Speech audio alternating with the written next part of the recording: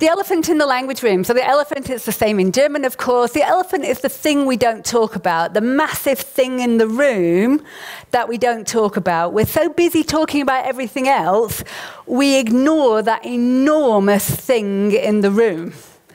And one of the things that I've had the good fortune to do is to research teacher well-being for approximately 10 years now. Now, you can imagine that these last 10 years have been particularly interesting, given everything that's happened. And I hope some of the things we'll talk about today will be especially interesting to you, because a lot of the research was conducted with teachers in Austria. So we can talk particularly about some of those issues. So, that wonderful talk by Bob earlier, and also, of course, Herr Bundespräsident, I can't really hold with that, can I? But one of the things that we talked about, and one of the things that's already been hinted at, is what has the biggest impact on student achievement? Now, dare I even open this can of worms, Hattie?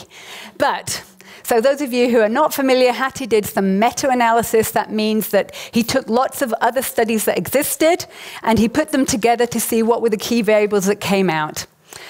The largest impact is the student themselves. They make about 50% of the difference to whether they're going to achieve something or not. That's quite important to understand. But remember that in that 50%, we have things like motivation, anxiety, things that the teacher can influence, that you can have an impact on. 30% directly is the influence of the teacher themselves as a person, not their method necessarily, but them as a human being. You make the difference. And if you imagine that you can also influence some of that variance in learners, you realize just what a huge impact you as an individual have on what happens in the classroom. And I'm really not just talking about the methods and the tools and the books, but about you as a person. That was a bit unfortunate. I was going to say the elephant in the room. That's accusing you all of being elephants. That's that's not quite what I meant. But you are the ones in the room that make the difference. So teachers matter a lot. Yet, how often do you get plenaries? How often do you get keynotes? How often do you get workshops that are about you? Not what you can do for your learners, but about you as a person and your needs and your wants. Rarely. And that's why I'm so very grateful that Bernard and his team asked me to talk about this. So it's not to say that all those other things don't matter. Of course they matter. And they also matter in a sense that if you have great materials, it makes your life as a teacher easier. So everything matters. I'm not trying to say it doesn't. But you also matter a lot. And one of the reasons that there has been so little research, so little talk, so little workshops, so little teacher development on this is that teaching is a very other-oriented profession. We are used to thinking about what we can do for others, how we can help our learners, how we can be better teachers for the benefit of our learners. And in that process along the way, I think we may have lost sight a little bit of teachers as people. We talk about learner-centeredness. Teacher-centeredness was like a bad word. You don't want to be a teacher-centered teacher. But teacher-centeredness as a notion, I think, is hugely important. And I think we have to have the courage to take that back and say, yeah, you know what, we do matter. And who we are as people matters. And whether we are cared for and looked after and supported and nurtured in our professional lives matters a lot. So what I'm going to talk about today at speed is what we understand by well-being. So well-being gets this sort of bad reputation. It's this myth. It's happyology. We'll just go and, do a bit of yoga, burn some incense sticks, and we feel fine. I'm hopefully going to show you that it's a lot more than that. It's something quite serious. It's something we can research, and it's something that we need to talk about. I'm going to talk a little bit about why language teacher well-being specifically. The good thing about talking about this in this context is it applies to all teachers and all language teachers, whatever language that you're teaching. There are differences. about whether you're teaching English or you're teaching another language, and I'm sure you yourselves know what those things are, and I'll come to those a little bit later. I'm going to talk a little bit, but not too much, about some research that we've done in Graz, because I think it's relevant, and because obviously I think it's interesting, but I'm hoping you will find it interesting too. And then the final bit should be a little bit looser, where I'm going to talk about 3 very practical things that we know from research can help you a little bit with your well-being without minimizing the impact of other things. So, let me just give you a little moment. I'm conscious that you've had no coffee break. It's an afternoon. Life's busy. You might need a little bit of talking time. Can I ask that I'll just give you a couple of minutes to chat with your neighbour about what you understand by well-being? And there's no real right and wrong answer to this. But when I say thank you and put my hand up, you know the routine, right? If you can stop talking and do the same, then I will dare to do it again later. But if I lose control of you now, I'm just going to power through. So if I give you a couple of minutes to just chat quickly what you understand by well-being, and when I ask you to stop, please do, and then I'll be brave enough again later to try it later. Go ahead.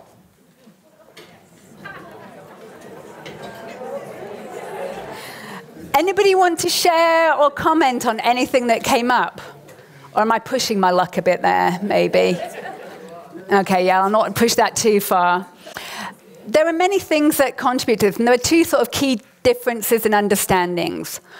One understanding of well-being puts a strong emphasis on what we call the hedonic approach. And those are the more simplistic. It's not to say it isn't true and it doesn't contribute to your well-being. It does, and you'll see.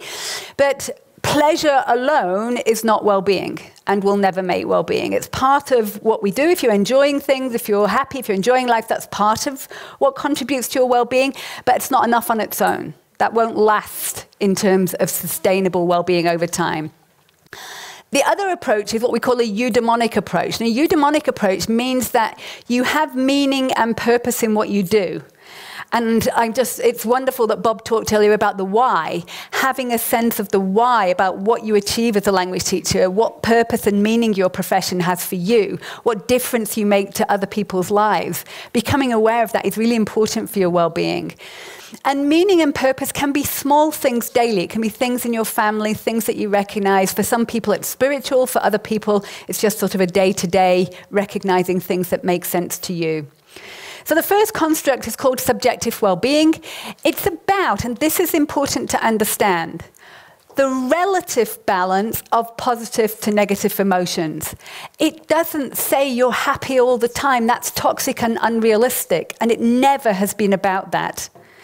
Well-being is about the fact that in relative balance, you're experiencing more of the positive than the negative. When that kilter goes out, when it's out of balance, then your well-being starts to suffer. It has never been about only feeling happy all the time. That isn't life. Life isn't like that.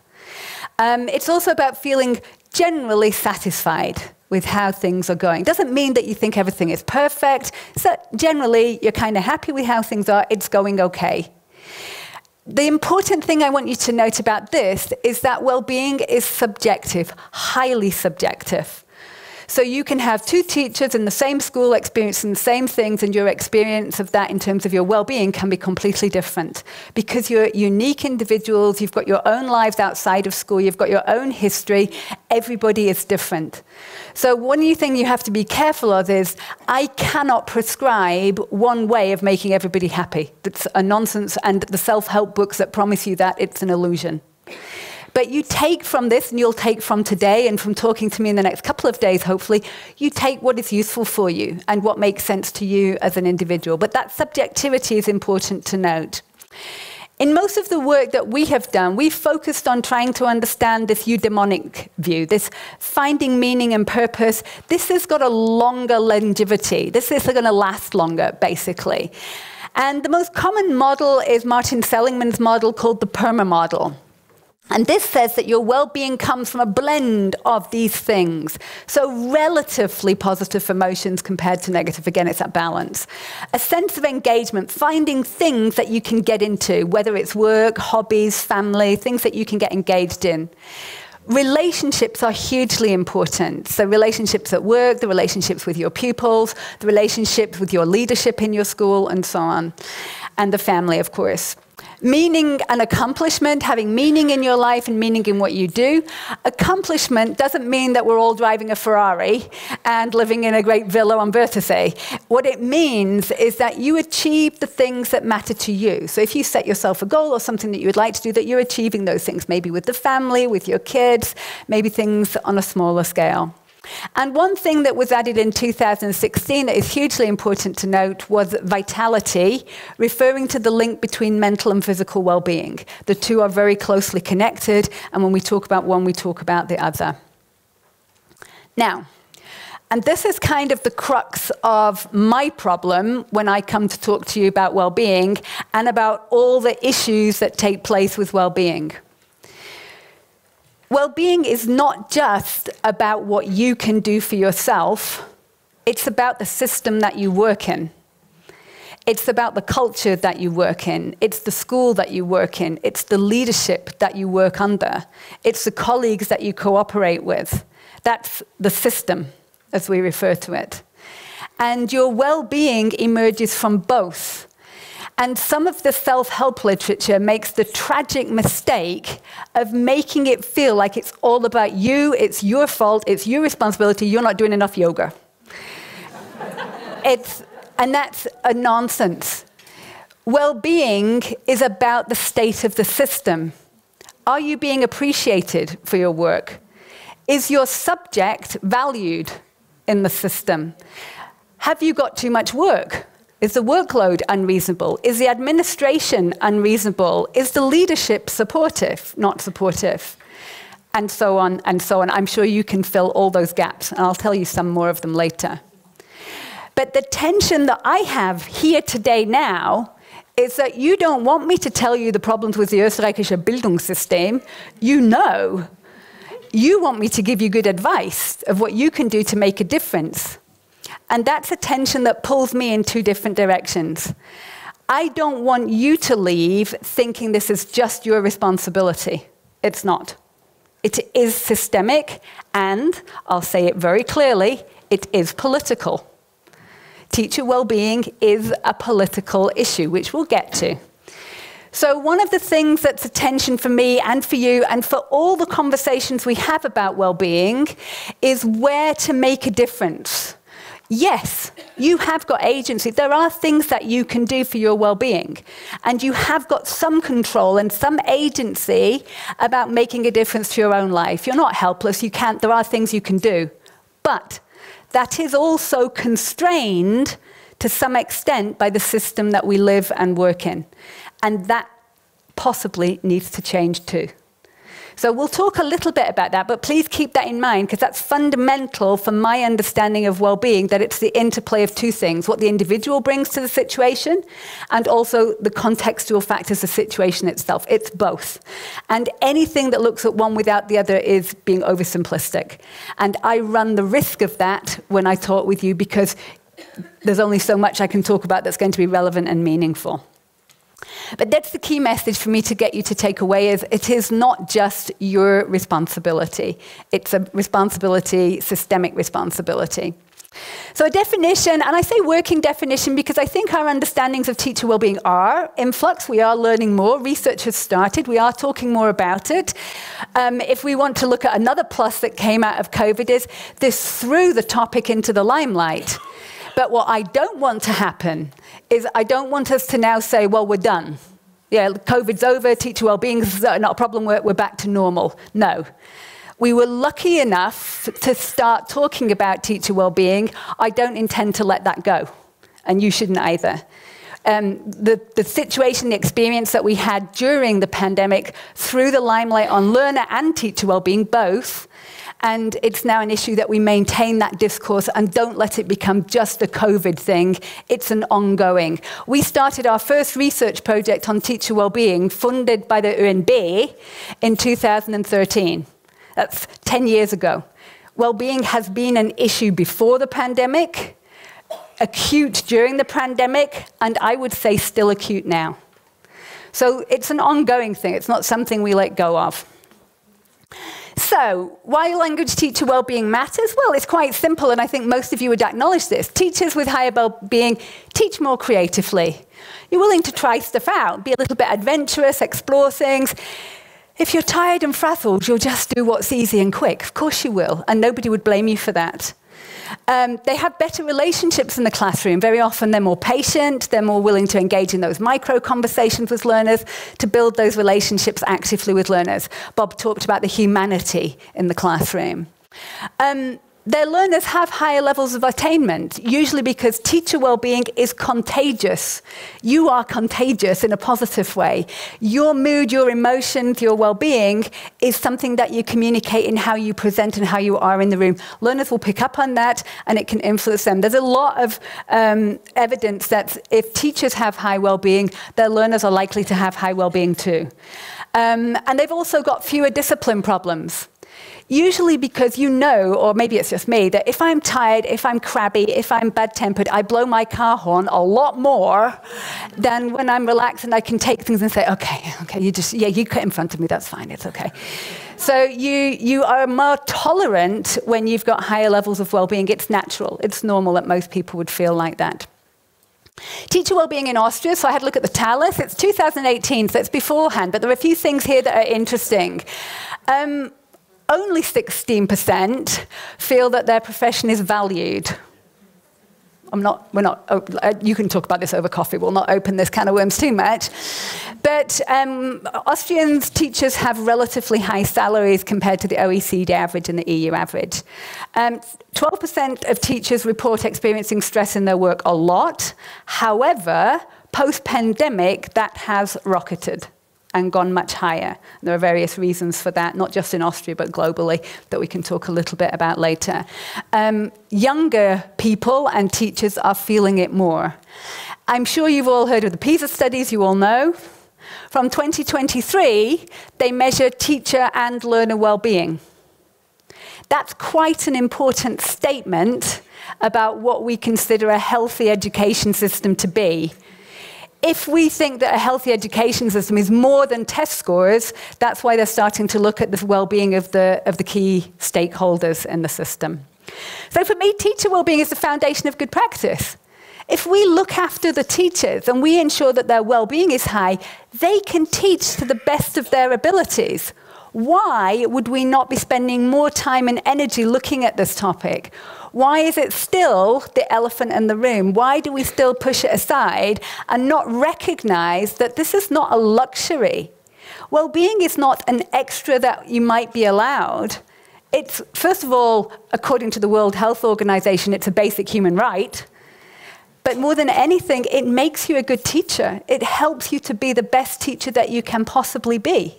So why would we not take more action to foster this actively, proactively?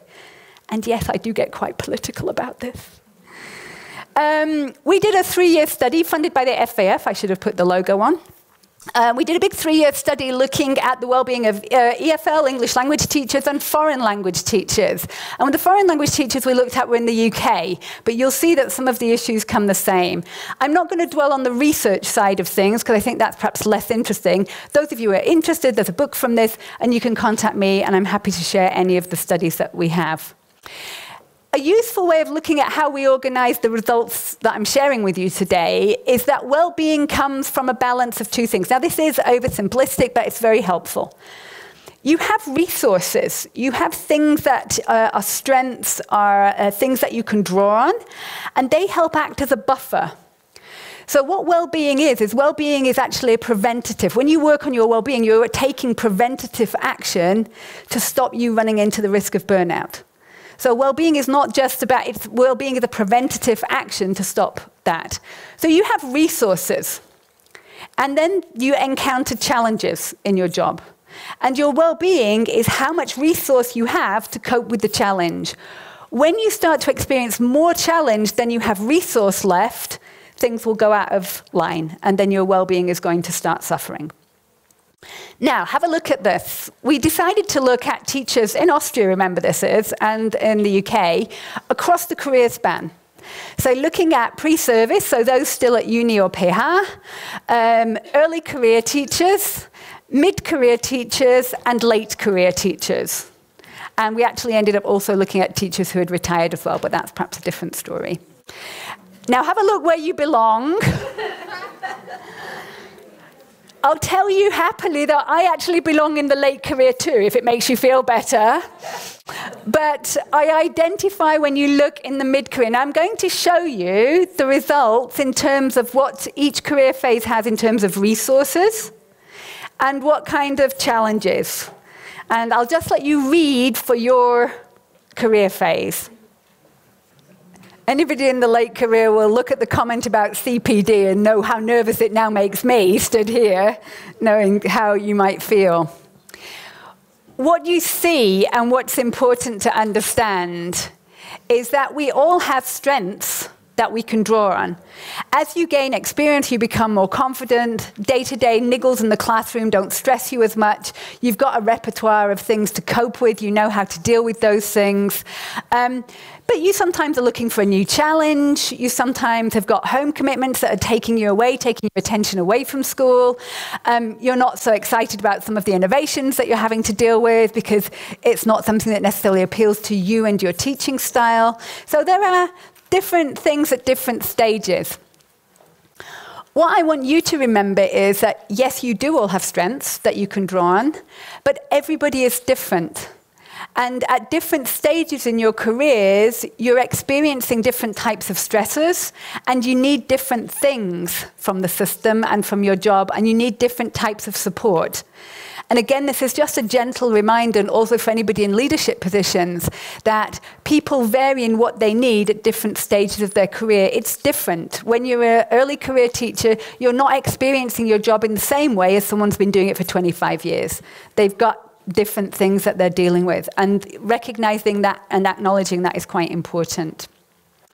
Now, we then compared the UK and the Austrian data to look at what the issues were in, for example, Austria compared to the UK. And some of these things might interest you, and I'll talk about these. I wouldn't normally, but because I know that you're all Austrian teachers, you'll get how interesting some of these things. So one of the things for the early career teachers in the UK was they take a one-year postgraduate certification. So they do their degree in whatever they choose to do their degree in. They got 16,000 to choose from. And then they do what they call a PGC, which is one-year teacher training certificate. You know, in Austria, it's a considerable meatier affair, and you're going to be doing it for 5, 6, maybe even longer years before you're a qualified teacher. Now, the effect was that the teachers in the UK were like, I'll try it, I'll see. If I don't really like it, I'll go do something else. There's other things that I can do with my skills. The Austrian teachers are like, I've committed 6 years to this. I have no other options. I have to do this now. My family's going to kill me if I choose to do anything else. So it was quite sad to see that after this 5-year, 6-year period, they felt trapped, is the word. That they didn't have any other choices career-wise. They had to stick it out now. They couldn't go and do anything else. There was no way out, and that's a little bit alarming. Now, the inspection bodies, any of you familiar with the UK system will know that teachers in the UK are inspected. Ofsted was a drama in every single teacher, every single context that we spoke to. Nobody mentioned it in Austria.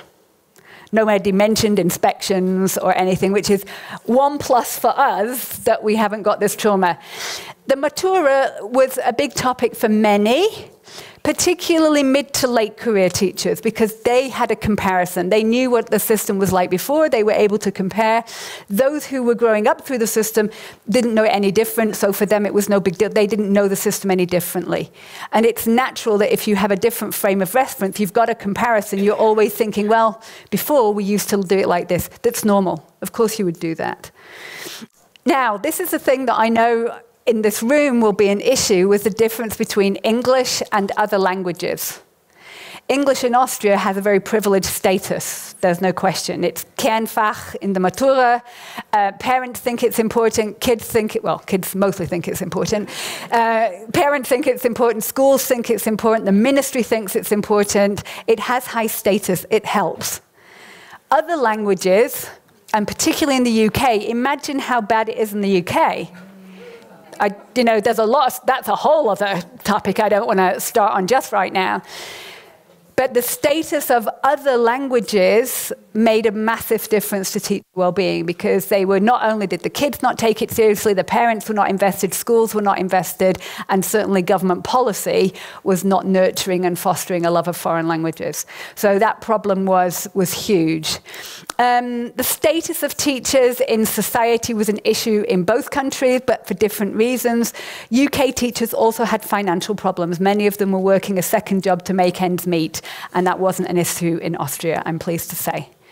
And school climate and leadership was universal.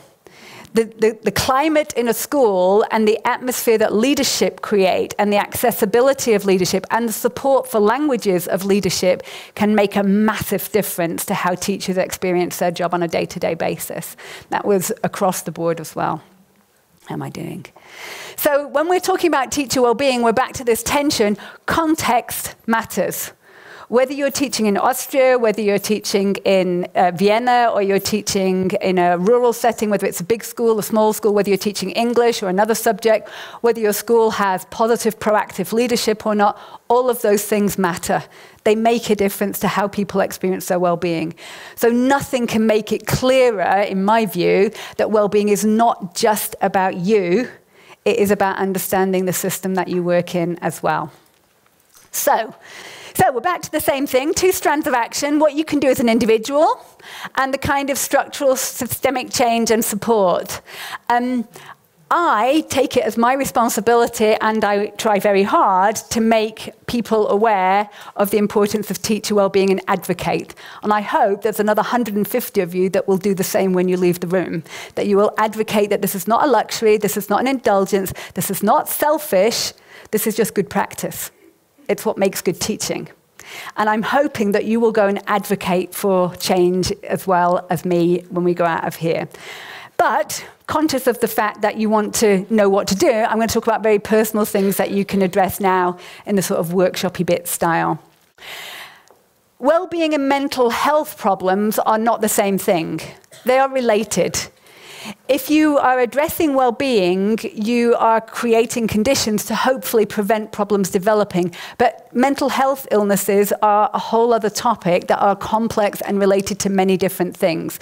So just to make it clear, I'm not talking about mental health issues. Well-being is related. It can affect mental health and the prevalence of it and your susceptibility, but they are not the same thing.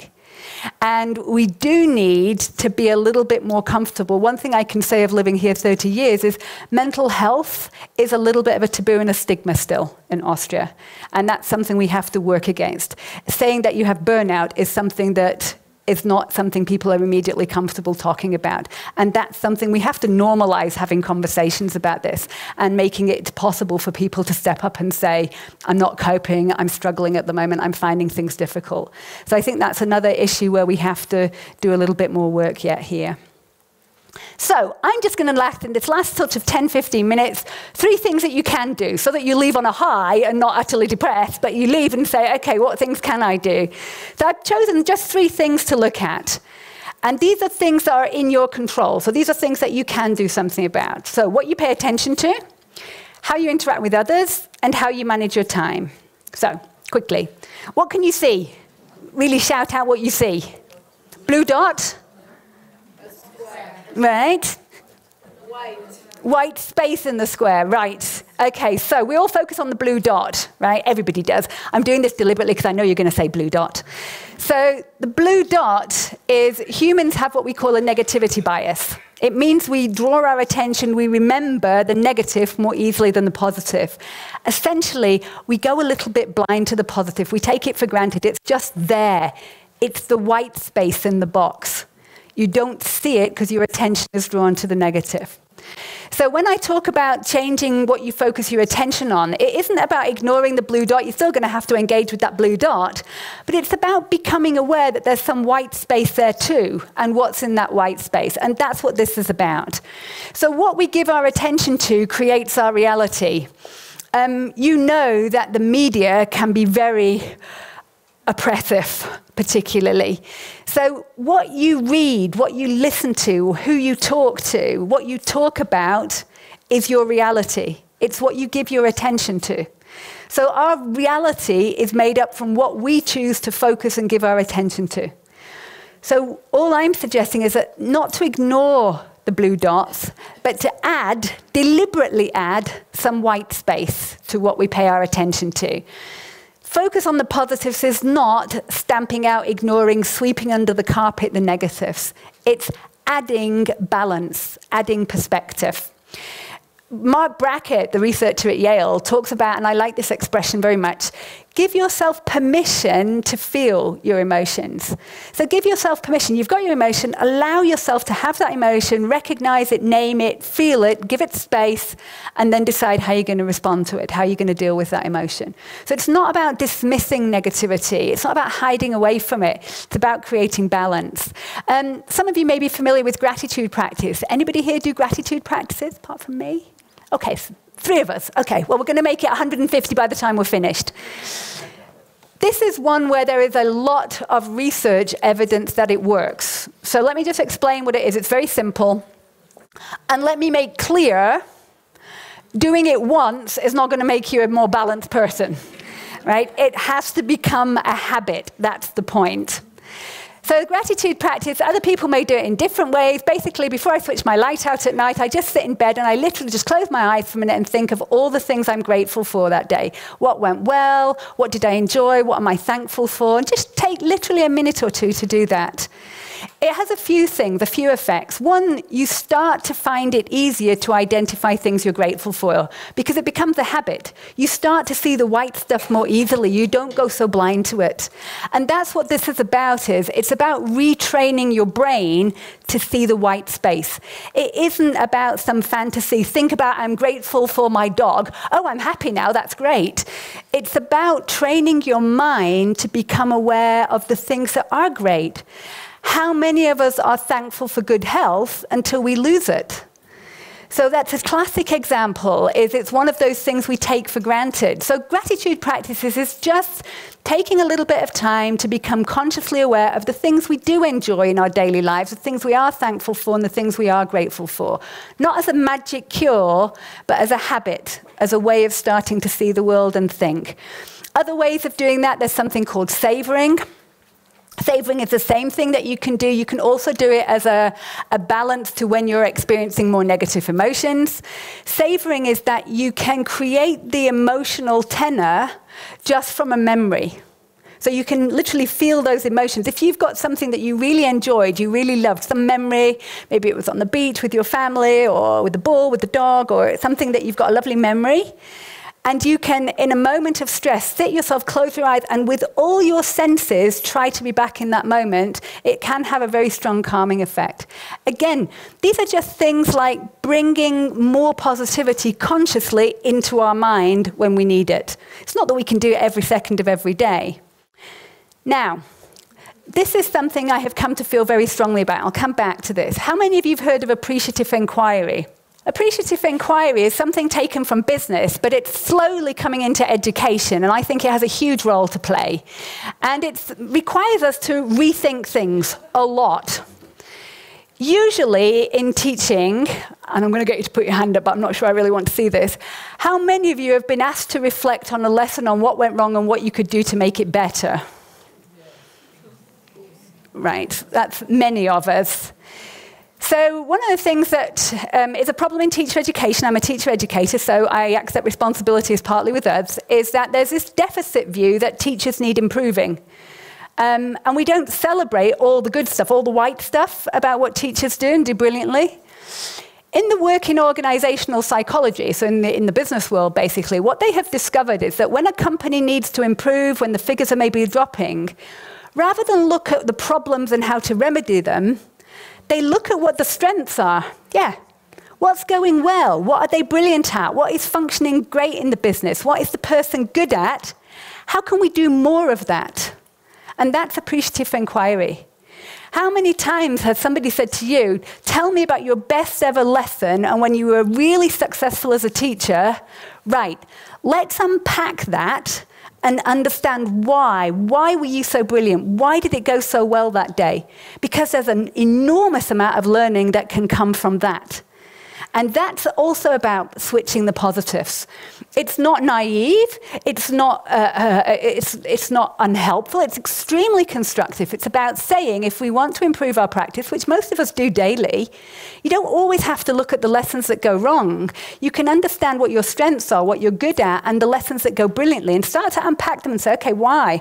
Why did that go so well? What could I do differently? What could I use next time? How could I transfer that to the other class and find ways to make that work? So, how I interact with others. Relationships are absolutely vital for well-being. They're the central foundation, really, because we're human beings, we're not an island, we're very social, we mix with other people, and that creates the climate that we have. And we know also which people are positive for us, and which people hoover out our soul in a grain of negativity. And we do need to be conscious of that and be careful of that. All relationships are effortful. We've done some work with pre-service teachers to ask them what competencies as a teacher, and we've done it now, actually, I'm telling lies, we've done it also with established teachers now, what things that they can change about their competencies as a teacher. And the vast majority believe that relationships is something you can either do or you can't. It's just not true. There's an enormous amount you can learn about relationship skills, and relationships are effortful. Anyone who's married will tell you that relationships are effortful and require effort and compromise. And it's the same in the workplace, it's the same at school, it's the same with leadership, it's the same with students. What's your ideal colleague to work with? What do you want them to be like if you're going to do something partnership with them? Okay, just take a minute. Now, let me tell you two things. One, this actually comes from an idea where you ask your learners what their ideal classmate is, right? The next step, so I'm not going to ask you, but the next step is to ask your students, or in this case, I'm going to ask you, those characteristics. So I have the learners write down their characteristics of their ideal work partner, and then I ask them, how many of those characteristics do you have? You can see where that can go. I'm not going to do that now, for obvious reasons.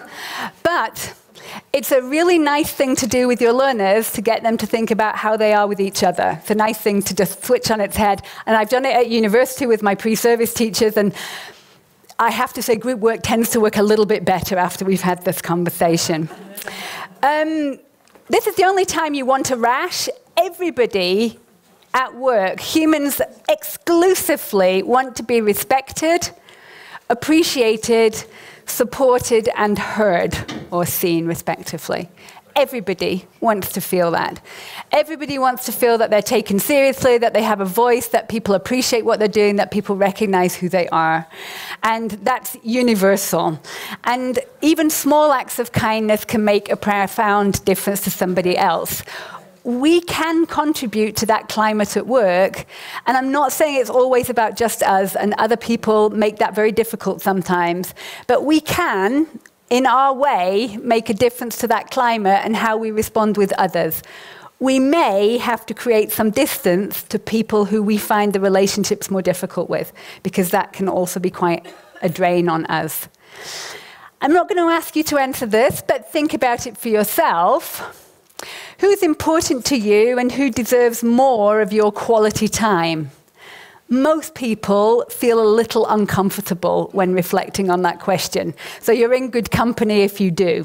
I certainly do. And I'm not here as a hypocrite. Don't do as I did say, and certainly don't do as I do. So you have to ask yourself, and this is where we move on to time management, is what and who is getting your attention? And are they the people that should be getting the attention? Are they the people you really want to be getting your attention? And that's mostly an uncomfortable reflection for people to have to engage with, myself included, full disclosure.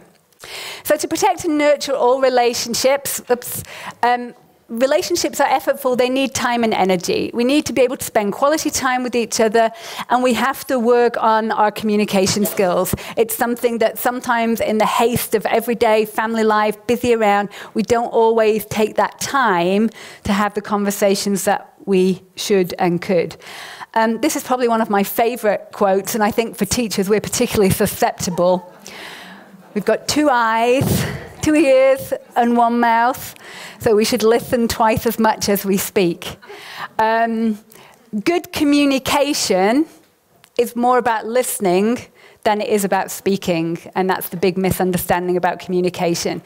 Good communicators are good listeners, and as teachers, if we can also develop our ability to listen to our learners and engage with them, that's also a skill that will help them and will help us have more meaningful relationships with them too. The final one, just in time. So, anybody imagine why I really, really don't like the word work-life balance? There's a few things in there that I have a problem with. First of all, you've just got one life. Well, you may have other lives, I don't know, I'm reincarnation. But let's just assume you have one life. And what you have to do is you have to accommodate work and, let's say, non-work.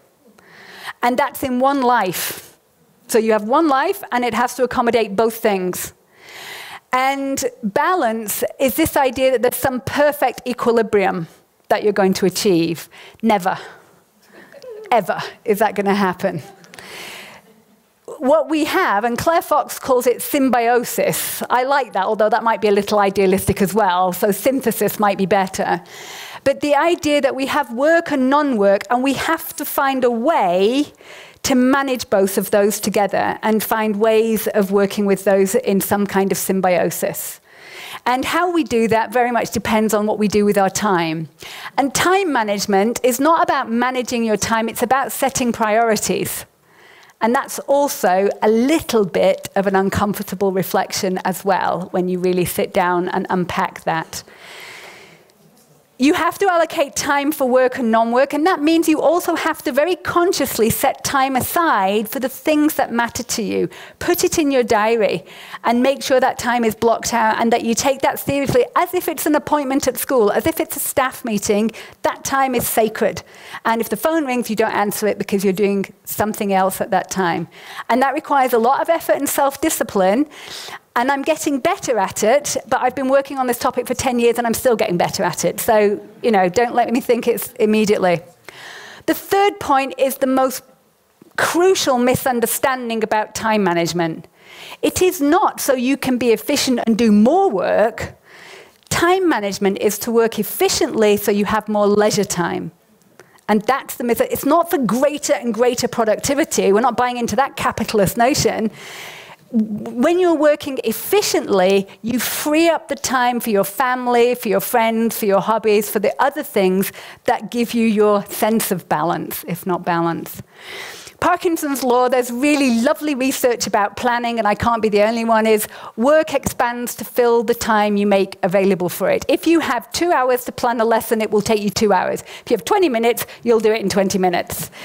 And the difference in lesson quality between the 20-minute one and the 2-hour one, minimal, if at all. So in the research about lesson planning, there is a point of no return. And there is a point at which your lesson planning makes a difference to the quality of your lesson. After that, you're just faffing. And you're just tweaking and making a pretty visual and making something else. It's not really going to affect the quality of your lesson. So that Parkinson's law has been used a lot to talk about lesson planning. And when that critical point is at which actually it's not effective anymore. I'm not going to ask you for your time management tips, I apologize, but my time management means I have no time. Let me just point out a couple of things for you. Being realistic about workload expectations, most of us underestimate the amount of time things will take. So add some time. Add a buffer zone, add amount of time, add some time. No, consciously you're going to have underestimated. It's going to take you longer than you think it is. It always does. Setting boundaries. Boundaries is a whole topic of research in teacher well-being. Boundaries, physical boundaries at home. Do you have a place where work is kept, and do you have other parts of your house that are work-free, for example? This was a huge problem during COVID.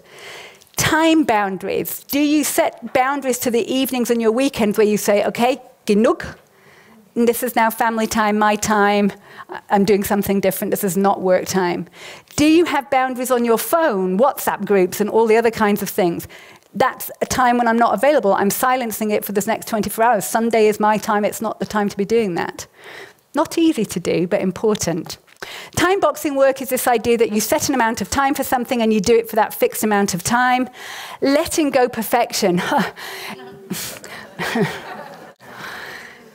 So, it will not surprise you massively that teachers tend to perfection more than in other professions. I don't think that'll be a huge surprise to many of us. Know when it is gut genug. Es reicht schon. That's enough. It's okay, let it go. Know what good enough looks like for you, that you can live with it, your students can live with it, and you can move on. I think that's an important skill to learn. I can't say I've cracked it yet. Learn to say no.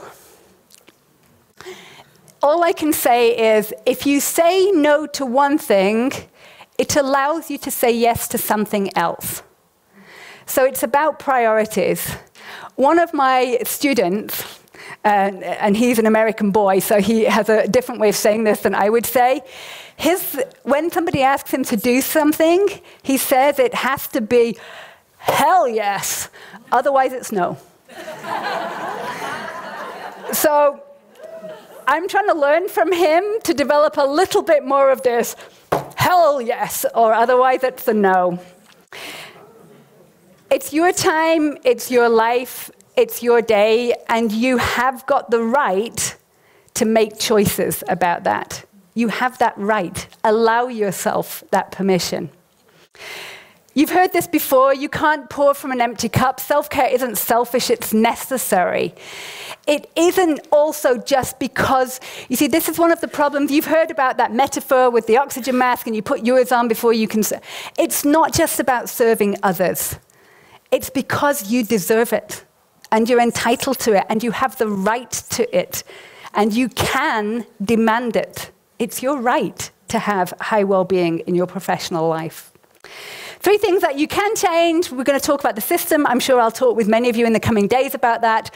I'm hoping that people that are here that are in positions of power will want to talk to me about advocacy for this topic. 3 things that you can change, what you pay attention to, just colouring a little bit more positivity, the quality of relationships and how we invest in those, and how we manage our time and set priorities and spend it on things that really matter to us.